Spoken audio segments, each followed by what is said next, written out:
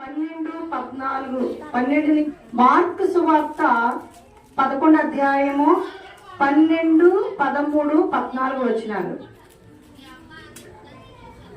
Page number. మరునాడు వారు బేతనియా నుండి వెళ్ళుచుండగా ఆయన ఆకలికొని ఆకులు గల ఒక అంజూరపు చెట్టును దూరము నుండి చూచి దాని మీద ఏమైనను దొరుకునేమో అని వచ్చెను. దాని ఎద్దకు వచ్చి చూడగా ఆకులు తప్ప మరేమీ కనబడలేదు. ఏలయనగా అది అంజూరపు పండ్ల కాలము కాదు. అందుకాయన ఇక మీదట ఎన్నటికి నీ పండ్లు ఎవరును తినకుందురుగాక అని చెప్పెను. ఇది ఆయన శిష్యులు వినిరి. ప్రార్థన చేసుకుందాం. మహాగణుడా, మహోన్నతుడా, పరిశుద్ధుడా, గొప్ప దేవ, మీకు వందనములు, స్తోత్రములు ప్రభువా. నాయన, విశ్రాంతి దినమును పరిశుద్ధముగా ఆచరించుట జ్ఞాపకము చేసుకున్న రీతిగా నాయన నీ సన్నిధికి మేము చేరి ఉన్నాం. మీకు వందనములు, స్తోత్రములు. చదివిన పాఠ్యాంశం బట్టి మీకు వందనాలు ప్రభువా. ఈ వాక్యము మా హృదయాల్లో ఫలింప చేయండి నాయన. నా తండ్రి, ఫలించి అభివృద్ధి పొందినట్టు సహాయం చేయండి. మంచి నేలను పడి విత్తనము ఏ విధంగా ఫలించి అభివృద్ధి చెందుతుందో ఈ చిన్న వాక్యము మా హృదయాల్లో ఫలించి అభివృద్ధి చెందడానికి సహాయం చేయండి. నన్ను మరుగు చేసి మీరుండి మాట్లాడి నాయన, నా తండ్రి, ఘనత మహిమ ప్రభావాలు మీరే పొందుకుంటూ మా ప్రభును ప్రియ రక్షకుడైన యేసుక్రీస్తు పేట వేడుకొంచున్నాము తండ్రి, ఆమేన్. ఇక్కడ ప్రియ సంగమా, ఇక్కడ మనం చూసినట్లయితే యేసు ప్రభు వారు బేతనియా నుండి వెళ్ళుచుండగంట ఆయన ఆకలి కొన్నాడంట. మనం అనుకోవచ్చు, ఈయన దేవుని కుమారుడు కదా, ఈయనకి ఆకలి వేయడం ఏమిటని. కానీ ఈయన దేవుని కుమారుడైన మనుష్య కుమారుడుగా ఈ లోకానికి వచ్చాడు కనుక మనుషులకి ఏమైతే నిరంతర క్రియ జరుగుతుందో యేసు ప్రభు వారి లోకంలో ఉన్నప్పుడు కూడా మనుషులకు జరిగినటువంటివే ఈయనకి కూడా.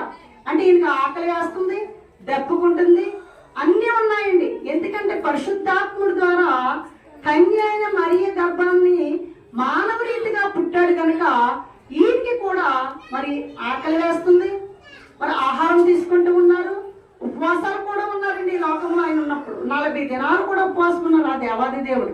ఎందుకు అంటే ఆయన శ్రమకు సిలువ వేసే ముందు కూడా మరి ఆ సిలువలో ఆ యొక్క భారాన్ని లేకపోతే ఆ యొక్క శిలువ శ్రమను అనుభవించడానికి శక్తిని ఇవ్వమని 40 రోజులు ఉపవాసం ఉన్నాడంట యేసు ప్రభు వారు. ఏదైనా మనకు ఒక సమస్య వచ్చినప్పుడు దేవుని సన్నిధికి వచ్చి దేవుని సన్నిధిలో మొరపెట్టుకుంటే ఆ సమస్య దేవుడు ఏం చేస్తాడండి? తొలగిస్తాడు ప్రియురాలు. కనుక ఈ రోజు ఎవరైతే దేవుని సన్నిధికి వచ్చి దేవుని సన్నిధిలో ఉంటారో ఈ వారం అంతా మనల్ని కాచి కాపాడతాడు. మనం హడావుడిగా పండగ హడావుడని చెప్పేసి మన పనులు మనం చేసుకుంటూ ఊర్లు ప్రయాణం వెళ్ళిపోతూ ఉన్నారు చాలా మంది. దేవుడు కూడా మరిచి మనం ఏమి చేయలేము, కానీ వారి గురించి ప్రార్థిస్తాం. కానీ సిద్ధపాటు కలిగి ఉండాలి ప్రియ సంగమా. కనుక ఇక్కడ ప్రభు వారు ఏమంటున్నారంటే ఆయనకి బేతనియా నుండి వెళ్ళుచుండగా ఆయనకి ఆకలి వేసిందటండి. ఆకలి వేస్తే అక్కడ చూడండి, ఆకులు గల ఒక అంజూరపు చెట్టును దూరము నుండి చూచి దాని మీద ఏమైనాను దొరికినేమో అని వచ్చెను. దాని వద్దకు వచ్చి చూడగా ఆకులు తప్ప మరేమీ కనబడలేదు. అనగా అది అంజూర పండ్ల కాలము కాదు. అందుకైన ఇక మీద ఎన్నటికి నీ పండ్లు ఎవరును తినకుందురుగాక. అసలు ఆలోచించండి పిల్లలు, పండ్ల కాలం కాదంట, చెట్టు నిండా ఆకులు ఉన్నాయంట, పండ్లు ఉన్నాయేమనుకుని వెళ్ళారంట. మీరు అనొచ్చు, ఆయన యేసు ప్రభు వారు కదా, ఆ చెట్టుకి పండ్లు ఉన్నాయని తెలదా? ఆయన ఆకలేస్తే ఆ పండ్లు లేని చెట్టు దగ్గరికే వెళ్ళాలా? కొంచెం మానవులైన మనం ఆలోచిస్తామండి. ప్రభు వారికి పండ్ల కాలం ఉదాహరణకి చూద్దాం. ఇది మనకి ఏ కాలం అండి? శీతాకాలం. ఈ శీతాకాలంలో ఏ పండ్లు కాస్తాయి? మనకి సీతాఫలాలు కాస్తూ ఉంటాయి. కానీ ఇప్పుడు ఈ కాలంలో మామిడి పళ్ళు కావాలి మనకి, బంగిన పిల్ల మామిడి పళ్ళు కావాలని చెప్పి నువ్వు మామిడి చెట్టు దగ్గరికి వెళ్ళి మామిడి పళ్ళు ఎదుగుతావా చెప్పు? ఒకవేళ మామిడి పళ్ళు వెతికామే చూడండి, కూడా ఉన్న మనుషులు ఏమంటారు చెప్పండి? ఇది మామిడి పండ్ల కాలం కానప్పుడు మామిడి చెట్టు దగ్గరికి ఎందుకు వెళ్ళావు అని చెప్పి ఏం చేస్తారండి? వెర్రిగా మాట్లాడటము, ఎగతాళి చేయడము జరుగుతుంది ప్రియులారా. మరి అప్పుడు ఆ మామిడి చెట్టు దగ్గరికి వెళ్ళి నువ్వు చూస్తూ ఇక్కడ నుంచి నా పొలంలో ఉన్న ఈ మామిడి చెట్టు ఇప్పుడు కాయ లేదు కనుక ఈ మామిడి చెట్టు నేను నరికేస్తానని చెప్పి అది నరికేస్తావు అనుకో, కూడా ఉన్నటువంటి వారు ఏమనుకుంటారు? మరి నీ కుటుంబస్తులే ఏమంటారు? నీకేమైనా పిచ్చెక్కిందా? పండ్ల కాలంలో మరి పండ్లు ఎలా ఉంటాయి అనుకుని నువ్వు పండ్లకి వెళ్ళావు? మామిడి పండు కావాలనుకుని వెళ్ళావు, మామిడి పండు లేదు, ఆ చెట్టుని నరికేస్తావు. చూసిన వాళ్ళు ఏమంటారు చెప్పండి? ఇదేంటండి బాబు, ఈ కాలంలో మామిడి పండ్లు కాయ కదా, మరి దాన్ని ఎందుకు చేసావు ఈ పని? చాలా పొరపాటు కదా ఇది అని అంటారండి. కానీ మరి ప్రభు వారు తెలుగు తక్కువ వారు ఏమీ కాదండి. ప్రియ సంగమా, పండ్ల కాని కాలంలో అక్కడికి వెళ్ళి ఆ చెట్టుని శపిస్తే ఆ చెట్టు మరునాడికి ఏమైపోయిందంటే ఎండిపోయి వేర్లు తన్నేస్తుందని శిష్యులు చూశారట. కానీ మీరు గమనించినట్లయితే ప్రియ సంగమా, అక్కడ యేసుప్రభు వారు ఏమి తెలుగు తక్కువ వారు కాదండి. ఆయన మానవ రీతిలో వచ్చినటువంటి దైవ కుమారుడు. ఆయన మరి ఎందుకు శిష్యులు ఎదుర్కొన్నా ఈ గొప్ప సూచక్రియ చేస్తాడు? కారణం ఏమిటి అని మనం ఆలోచన చేస్తే మనం ఏమిటి అంటే అది గమనించినట్లయితే యేసు ప్రభు వారి యొక్క జీవిత చరిత్రను పరిశీలించి చూస్తే ఆయన శపించినటువంటి సన్నివేశము మరి బైబిల్ మొత్తములో ఏదైనా ఉందా అని మనం ఆలోచన చేస్తే బైబిల్ మొత్తములో యేసు ప్రభు వారు శపించినట్టు ఎక్కడా లేదు. మొత్తం మీద శపించినట్టు ఇది ఒక్కటే ఉంది. ఎందుకు అంటే మనం యేసుక్రీస్తు వారు ఎటువంటి వారండి? ప్రేమామయుడు, శాంతిమూర్తి, కరుణామయుడు కనుక ఆయన దేనిని ఎప్పుడూ శపించలేదు. కానీ మొత్తం మీద ఆయన జీవిత చరిత్రలో శపించినటువంటిది ఏమిటి అంటే ఈ అంజూరపు చెట్టును ఒకటేనట్టండి. మరి మనం ఆలోచన చేస్తే ఎందుకు శపించారు, కారణం ఏమిటి అని మనం ఆలోచన చేస్తే యేసుక్రీస్తు వారు తన యొక్క శక్తిని బట్టో, తన యొక్క గొప్పదనాన్ని బట్టో, లేకపోతే తను ఇలా శపించేసినందుకు అది ఎండిపోయిందని ఆయన సూచక్రియ చెప్పుకుంటాగో కాదు. కానీ ఎందుకు అంటే ఆయన మనం గమనించినట్లయితే లూకా సువార్త 13వ అధ్యాయము 6, 7, 8, 9 వచనాల్లో మనకు ఒక మాట కనిపిస్తుందండి. లూకా సువార్త 13వ అధ్యాయం 6 మరియు ఆయన వారితో ఈ ఉపమానము చెప్పెను. ఒక మనుష్యుని ద్రాక్ష తోటలో అంజూరపు చెట్టు ఒకటి నాటబడి ఉండెను. అతడు దాని పండ్లు వెదక వచ్చినప్పుడు ఏమీ దొరకలేదు కనుక అతడు ఇదిగో 3 ఏళ్ల నుండి నేను ఈ అంజూరపు చెట్టున పండ్లు వెతుకుచున్నాను గాని ఏమీ దొరకలేదు. దీనిని నరికివేయము. దీని వలన ఈ భూమి యాల వ్యర్థమైపోవాలని ద్రాక్ష తోటమాలతో చెప్పెను. అయితే వాడు అయ్యా నేను దాని చుట్టూ త్రవ్వి ఎరువు వేయ మట్టుకు ఈ సంవత్సరం కూడా ఉండను. అది ఫలించినా సరి లేని ఎడల నరికించి వేయమని అతనితో చెప్పాను. ఇదండి ఏమిటి అంటే ఒక పొలంలో ఒక చెట్టు ఉందంటే అది ఫలాలు ఇవ్వకపోతే దాని శ్రమ పడిందంతా వ్యర్థమైపోతుంది ప్రియ సంగమా. కనుక అది 3 సంవత్సరాలున్నా 5 సంవత్సరాలున్నా అది ఫలించలేదనుకోండి, ఏం చేస్తాం మనం? వెంటనే నరికేసి అందించేయడం జరుగుతుంది. ఎందుకు? ఆ భూమి వ్యర్థమైపోతుందని. ఇక్కడ కూడా ఒక వ్యక్తికి యెహోవా దేవుడు మరి దాన్ని యజమానుడు దాన్ని నరికేయమన్నప్పుడు అక్కడ ఉన్నటువంటి మరి తోటమాలి అంటున్నాడు, దీన్ని నరకవద్దు, 1 సంవత్సరం చూద్దాం. ఒకవేళ 1 సంవత్సరంలో కూడా పండలేదనుకోండి, వెంటనే దాన్ని తీసివేద్దాం. అంటే ఇక్కడ యేసు ప్రభు వారు ఏదైనా ఒక ఆత్మ నశించిపోతుంది అంటే ఆ ఆత్మ కోసము యెహోవా దేవుడి దగ్గర జ్ఞాపం చేస్తున్నాడంటే ప్రియ సంగమా. ఏమిటి అంటే మనము మంచి ఫలం ఫలించాలి, ఆత్మీయ ఫలం ఫలించాలి. ఇంకా యేసు ప్రభు వారు మన తరపున విజ్ఞాపన చేస్తూ ఈ యొక్క సంవత్సరం మట్టుకు ఉండనివ్వండి, దానికి ఎరువులు వేయ మట్టుకు వేస్తున్నాను అంటే అర్థం ఏమిటి? దేవుని వాక్యం అందిస్తున్నాం, ప్రార్థనకి వెళ్తున్నారు, దేవుని వాక్యం ప్రకటన చేస్తున్నాం. కానీ వారు మారు మనసు అనేది పొందలేని స్థితిలో ఉన్నారు కనుక వారిని ఒక్క సంవత్సరం చూద్దాం, తర్వాత వారిని ఏం చేస్తాం? ఆ చెట్టు అక్కడి నుంచి ఏ విధంగా తీసేస్తామో వీరిని కూడా దేవుడు కూడా తొలగిస్తాడండి ప్రియ సంగమా.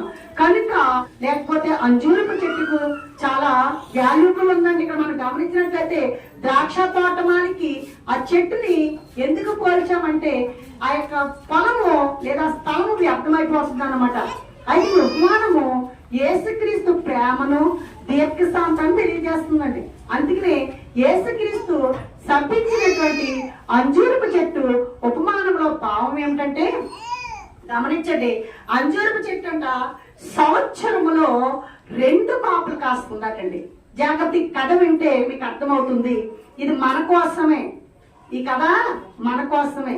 ఏమిటి అంటే అంజూరపు చెట్టు అంట సంవత్సరంలో ఎన్ని కాపులు కాస్తుందండి? 2 కాపులు కాస్తుంది.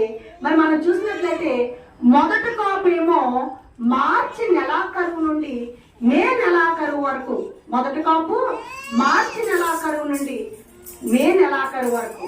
ఆ మొదటి కాపుని పెట్టే పేరు ఏంటంటే అంజూర పండుగకు బక్కూర్. ఏంటండి? బక్కూర్. రెండో పండు చూసినట్లయితే మరి మే నెల దాటిన తర్వాత అంటే జూన్ నెల మొదలుకుని తర్వాత కాలంలో కాస్తూ ఉంటది. ఆ దానికి ఏంటంటే కిర్మూర్. 2 రకాల పంటలు ఉన్నాయంటే అంజూరపు పంటకు. అది యేసు ప్రభు వారు ఆ యొక్క అంజూరపు చెట్టు ఎందుకు శపించాడు? అది పండ్ల కాలం కాకపోయినా ఆకులు నిండుగా ఉండి ఆయన ఆకలి వేస్తే ఆ కాయలైనటువంటి అంజూరపు చెట్టు దగ్గరికి వెళ్ళి దాన్ని ఎందుకు శపించాడు? ఈయన యేసు ప్రభు వారే కదా, ఈయన మానవుడితో ఉన్నటువంటి దైవ కుమారుడు కదా.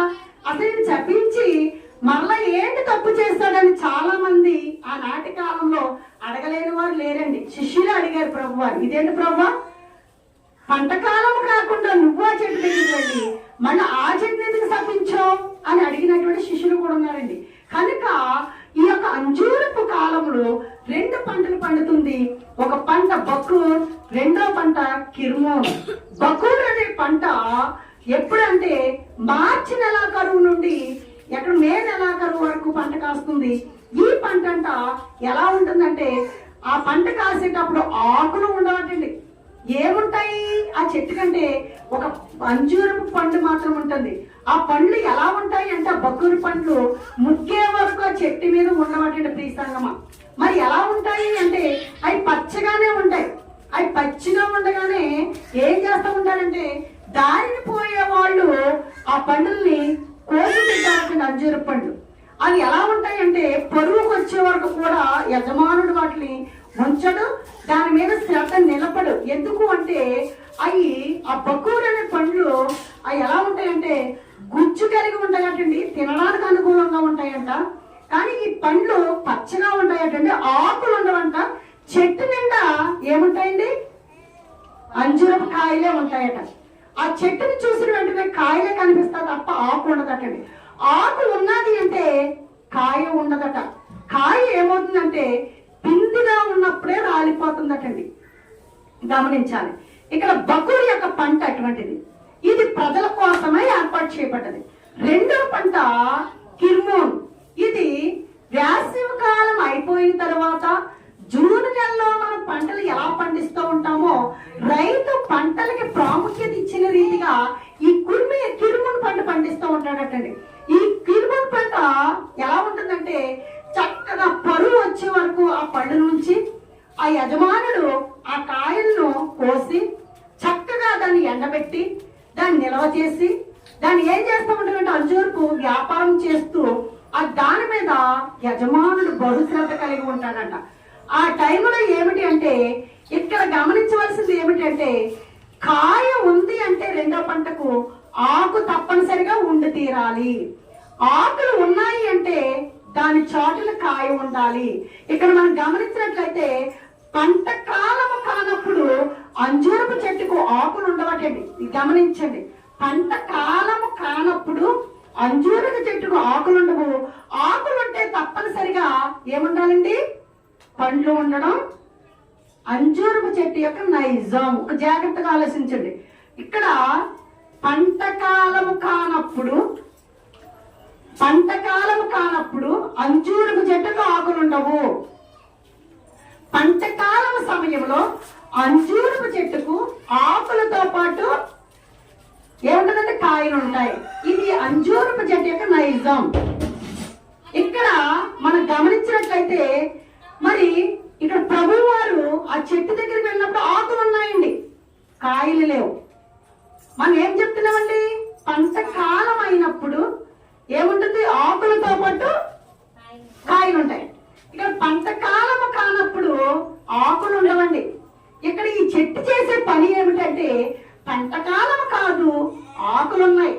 అక్కడ ఈ చెట్టు ఏం చేస్తుందంటే ఆకులు ఉన్నట్టు ప్రజలని దారిపోయినటువంటి పాఠశాలను ఈ చెట్టు ఏం చేస్తుందంటే ఆకులు ఉన్నాయి, నా దగ్గర కాయలు ఉన్నాయి అన్నట్టు వారికి చూపిస్తూ ఉంటుంది. చాలా మంది మోసపోయి ఆకులు ఉన్నాయి కదా, కాయలు ఉంటాయని చెప్పి భ్రమపడుతూ ఉన్నారు. ఈ చెట్టు ఏం చేస్తుందంటే అందరినీ మోసపుచ్చుతుందటండి, వేషధారణ కలిగి ఉందటండి. దేవునికి మహిమ కలుగును గాక. యేసు ప్రభు వారు ఇదే ఆలోచించి ఈ చెట్టుకి ఆకులు ఉన్న కనుక కాయలు తప్పనిసరిగా ఉండి తీరాలి, కానీ పండ్ల కాలం కాదు, ఆకులు ఉండకూడదు. మండి ఆకులుంటే ఏముండాలి? కాయ ఉండాలి, లేకపోతే ఆకులే ఉండకూడదు. ఇది అందరినీ మోసం చేస్తుంది, వేషధారణ. కనుక శిష్యులు చూస్తుండగానే దాన్ని శపించాడు. ఆ మరునాడు ఆ దాన్ని వెళుతూ ఉంటే అక్కడ శిష్యులు చూసినప్పుడు ఆ అంజూరపు చెట్టు వేళ్లతో బయటకు వచ్చేసి ఎండిపోయి ఉంది. దీన్ని చూసి అప్పుడు అంటున్నారు ప్రభువారితో, అంజూరపు చెట్టు మీరు శపించిందే అన్నప్పుడు యేసు ప్రభువారు ఏమన్నారంటే ఇది వేషధారణ కలిగి ఉంది, పైకి పచ్చగా కనిపిస్తుంది, పైకి ఆకులు ఉన్నాయి, కాయలు ఉన్నట్టు నటిస్తుంది, కానీ ఈ ఆకులే ఉన్నాయి తప్ప కాయలు లేవు, ఎంతో మందిని మోసపుస్తుంది. కనుక యోధావారు కూడా, దేవుని నమ్ముకున్న వారు కూడా చాలా మంది పచ్చగా కనిపిస్తున్నారు, ఆకులు ఉన్నాయి, ఆకులు చూసి ఆ చెట్టును చూసి చక్కగా ఫలాలు ఫలిస్తున్నాయని నటిస్తున్నారు, కానీ ఫలాలు లేవు.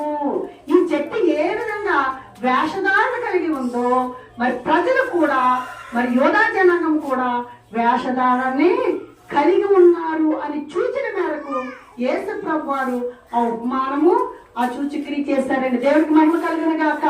కనుక ఇక్కడ అంజూరపు చెట్టు తన మీద పండ్లు లేకపోయినా చూసేవారికి ఏం చేస్తుంది? భ్రమ కలిగిస్తుంది. మనం అంతేండి, చూసేవారికి చాలా మంచిగా కనిపిస్తున్నాం, చూసేవారికి దైవభక్తులుగా కనిపిస్తున్నాం, చూసేవారికి మంచి వాక్యం చెప్పేవారుగా కనిపిస్తున్నాం, చూసేవారికి మంచి ప్రార్థన చేసేవారుగా కనిపిస్తున్నాం, చూసేవారికి మంచి విశ్వాసులుగా కనిపిస్తున్నాం, కానీ ఇది ప్రజలకు భ్రమ కలిగిస్తున్నాం. ప్రియ సంగమా, కానీ దేవునికి ఎలా ఉన్నాం అంటే వేషధారణ కలిగి ఉన్నాం.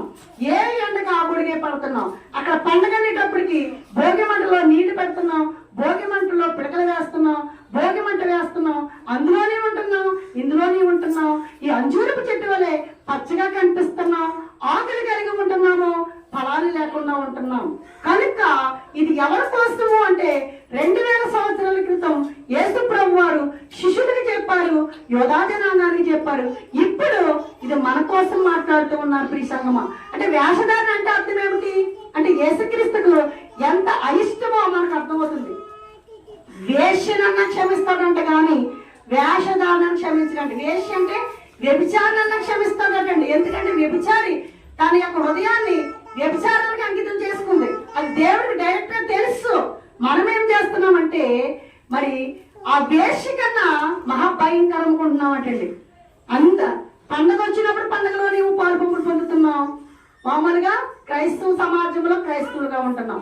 ఇది ఎలా ఉందంటే అంజూరపు చెట్టు ఏ విధంగా ఆకులు కలిగి ఉన్నదో పండ్లు లేకుండా మనము కూడా ఆ స్థితిలో ఉన్నాం. ప్రియ సంగమా, కనుక అందుకనే మనకి ఎలా ఉండాలి అంటే ఈ అంజూరపు చెట్టుల తమలో లేనిది ఉన్నట్టుగా నటించే వారిని నిరసిస్తున్నాడు యేసుక్రీస్తు. అంటే క్రియలు లేని విశ్వాసం అనమాట అండి. అందుకని యాకోబు రాసిన పత్రిక 2:20 మన గద్దుడా గ్రహించుచున్నావా? మన పితరుడైన అబ్రహాము తన కుమారుడైన ఇస్సాకును బలిపీఠం మీద అర్పించినప్పుడు అతడు క్రియల వలన నీతిమంతుడని తీర్పు పొందలేదా? విశ్వాసము అతని క్రియలతో కూడి కార్యసిద్ధి కలిగజేసిననియు క్రియల మూలంగా అతని విశ్వాసము పరిపూర్ణమైనదనియు గ్రహించుచున్నావు కదా. అంటే అర్థం ఏమిటండి? క్రియలు కలిగి ఉండాలి. క్రియలు లేని విశ్వాసము మృతము. ఇక్కడ అబ్రహాము తన కుమారుణ్ణి బలి అర్పించినప్పుడు దేవుడే చూచుకుంటాడని చెప్పి ఇస్సాకును బలి అర్పించడానికి సిద్ధంగా ఉన్నప్పుడు దేవుడి మీద విశ్వాసం ఉంచాడు. అది నీతిమంతుడిగా ఎంచబడ్డాడు. మనము కూడా మన క్రియలు విశ్వాసం కలిగి ఉండాలి ప్రియ సంగమా. అందుకని ఇక్కడ మరి అంజూరపు చెట్టు చూసినట్లయితే దానికి క్రియలు లేవు. ఇక్కడ మనం గమనించినట్లయితే అంజూరపు చెట్టు మరి ఆ కాలంలో దానికి ఒక నైజం ఉందని చెప్పాం. పంట కాలం కానప్పుడు అంజూరపు చెట్టుకు ఆకులు ఉండవు. ఆకులుంటే తప్పనిసరిగా పండ్లు ఉండడం అంజూరపు చెట్టు నైజం. కనుక మరి యేసు ప్రభువారు ఆ దారిని వెళుచున్నప్పుడు వాక్యంలో మనం చూసినట్లయితే మరి ఆకులు గల ఒక అంజూరపు చెట్టును దూరం నుండి చూచి దాని మీద ఏమైనా దొరికినేమో అని వచ్చెను. దాని యొద్దకు వచ్చి చూడగా ఆకులు తప్ప మరేమీ కనబడలేదు. నేను చెప్పానంటే ఆకులుంటే ఏముండాలి? కాయ ఉండాలి. ఇక్కడ ఆకులు ఉన్నాయి, కాయలేవు. అంటే ఇది మోసం చేస్తుంది. అంటే ఇక్కడ ప్రజలని అంజూరపు చెట్టు ఏ విధంగా మోసం చేస్తుందో మనము కూడా ప్రజల్ని దేవుని మోసపుచ్చుతున్నామేమో ప్రియ సంగమా. దాన్ని ఏ విధంగా శపించాడో మన క్రియలు సరిగా లేనప్పుడు అంజూరపు చెట్టు ఏ విధంగా శపించబడ్డదో మనము కూడా దేవుని యందు భయభక్తులుగా లేనప్పుడు, దేవునికి ఇష్టలుగా లేనప్పుడు, మన క్రియలు సరిగా లేనప్పుడు, మన విశ్వాసం అనేది మృతమైనప్పుడు దేవుడు కూడా మనలను ఏం చేస్తాడండి? అంజూరపు చెట్టుని శపించిన రీతిగా మనల్ని కూడా శపించి ఎందుకు పనికి రాకుండా తీసివేసి అగ్నిలో కాల్చివేస్తాడు ప్రియ సంగమా. కనుక మనము దేవుని యందు భయభక్తులు కలిగి ఆయనకి ఇష్టలుగా ఉంటూ మరి అంజూరపు చెట్టుని శపించిన రీతిగా కాకుండా అంజూరపు చెట్టును శపించినందుకు యేసు ప్రభు వారు ఎందుకు శపించాడు అంటే మన తప్పు మనలోనే పెట్టుకుని మళ్ళా శిష్యులు వారి తప్పు వారిలోనే పెట్టుకుని ప్రశ్నిస్తూ ఉన్నారటండి.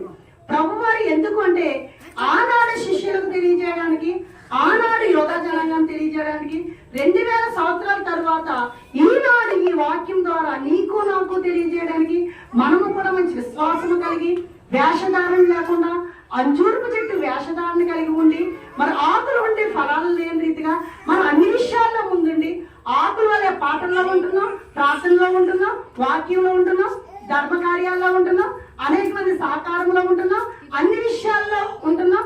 కానీ ఇక్కడ క్రియలు మృతముగా ఉంటే మనల్ని కూడా శపించేస్తాడన్నమాట. కనుక దేవుడు మరి ఈ వాక్యము ద్వారా నీకు నాకు వేషధారణ వద్దు. ఏం కలిగి ఉన్నాడండి? వేషధారణ లేకుండా దేవుడికి ఇష్టలుగా మనం ఉండాలి. వేషధారణ క్షమిస్తాడు కానీ వేషధారణ క్షమించడు.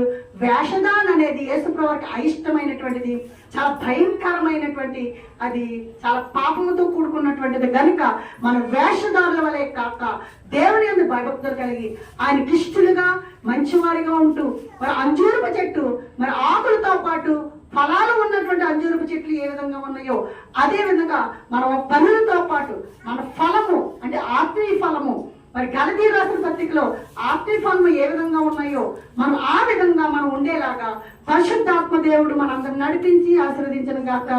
ఆమేన్.